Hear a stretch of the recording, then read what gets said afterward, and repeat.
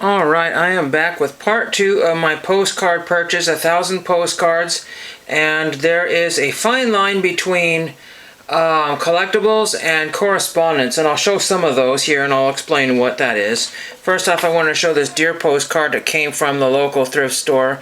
I paid 50 cents for that, and you'll see something else to that. I need 34 more cents on that to make that a usable mailable postcard. But the first one here is what I consider correspondence. This is a 1970s postcard. Somebody's written a bunch of junk on there and it didn't get postmarked or whatever. Somebody tried to get 25 cents out of that one. That basically just goes in the recycle bin and has absolutely no value, and it's just kind of unfortunate that these things are still floating around. There's no historical value there at all. This one here is in the same category. Dick Huddleston, Lum of an Abner program, antique store, country store, but you see it's been trimmed. The sides have been cut down here. I don't know if that was done in the mailing to fit an envelope or what, but the cancel got partially on there, and see it's at 10 cents. I think the 10-cent mark was over this way. I'm not sure where that was on the stamp, but anyway, so that has no value because it's been trimmed. So that goes in the recycle bin. I just thought this was a cool one here, a vintage postcard of some kind. Well, I don't know if it's really vintage. It says 1969 on here, and this is a limited edition of 2000. This is number 407. Somebody tried to get $1 for that, so that's kind of cool. I got a numbered card there. Nice picture of a cactus there from Mexico, I believe. This is what we call a QSL card. It's a response card for ham radio, I believe, from Roscoe Christman, operator Roscoe Christman. And this is Baltimore, Maryland, so that's kind of cool, probably out of the 40s or early 50s, with that Prexy stamp there. I mentioned that in a video.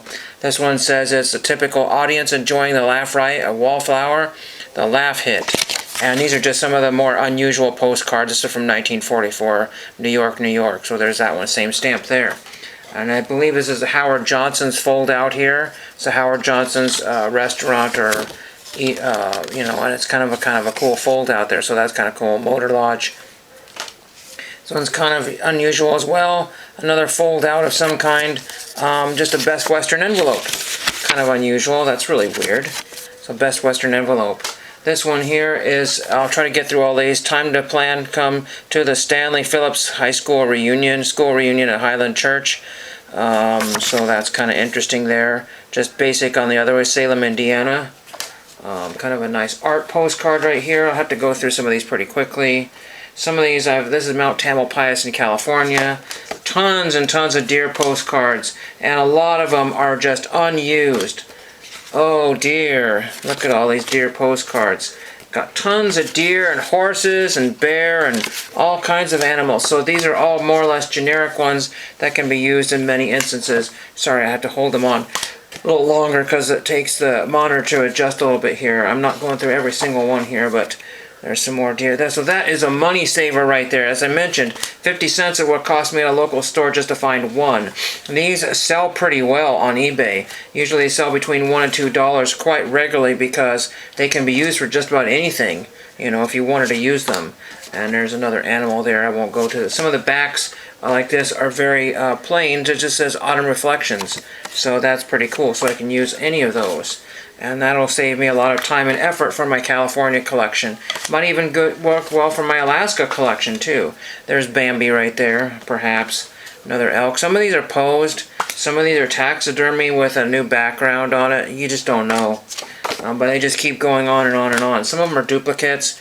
There's a couple of cards in here that I have, and a reason for I have two of the same in here. There's another one, so some of those are probably duplicates here. Here's the old famous jackalope. It's all beat up on the other side, and there is a bear wiping or something, the Charmin bear, whatever, I guess, I don't know. This is not a postcard here. This is just some sort of ocelot, I think. Yeah, it's an ocelot, and it's one of those thank you cards or whatever, so that is not a postcard here. Here's a nutty chipmunk right there, and another one here. This one says close enough. That's close enough on the back of that one, so it's a skunky. Just kind of a nice postcard of a tree. I'm not sure what the deal with that one is. Pelican postcard, greetings from California.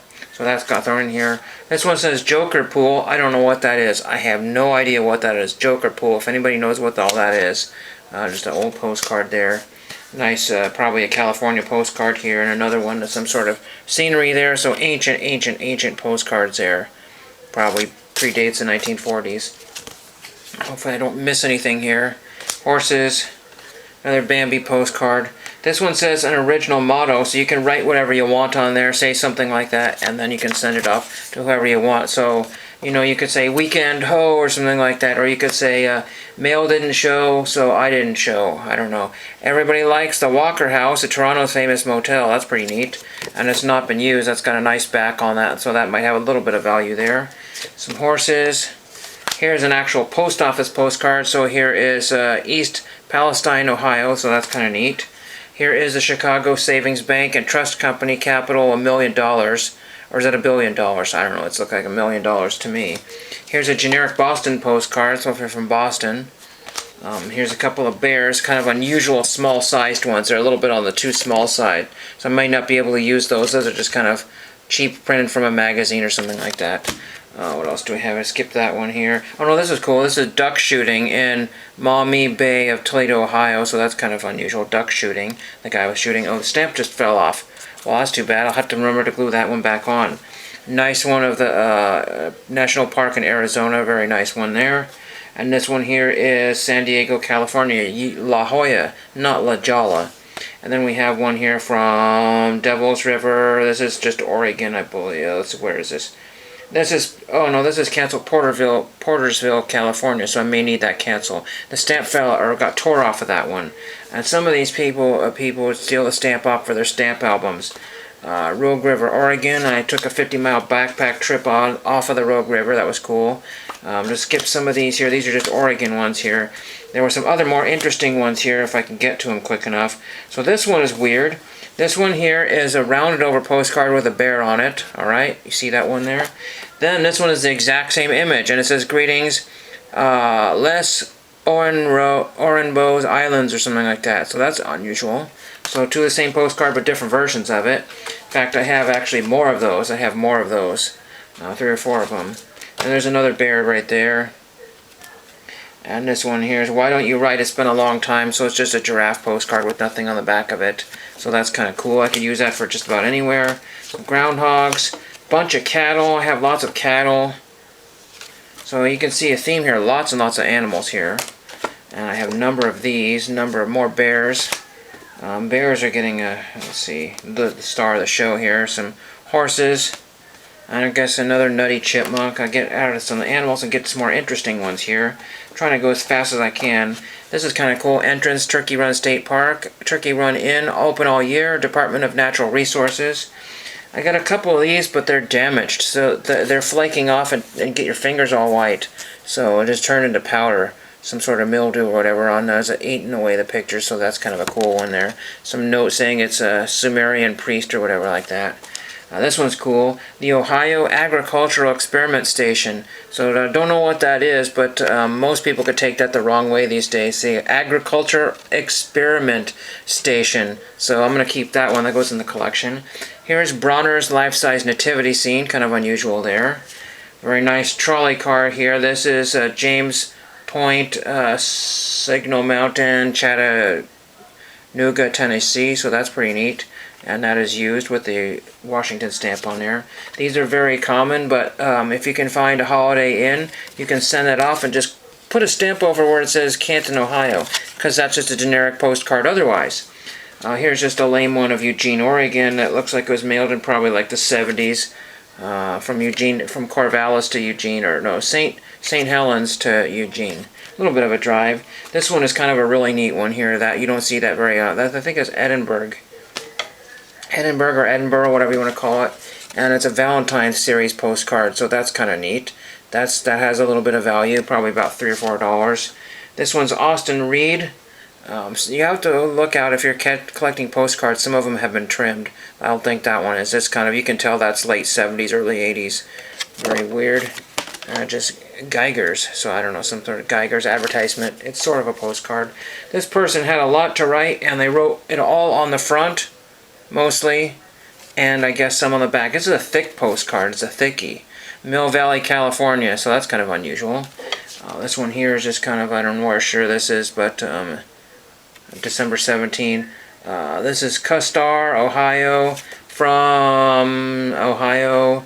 19, I don't know, it's old. It's super old. Another bear postcard. This is one of the weirdest ones I have in here. This is a blue scene of some lake or river here. I don't know what that is. It looks like it's like a proof of some kind.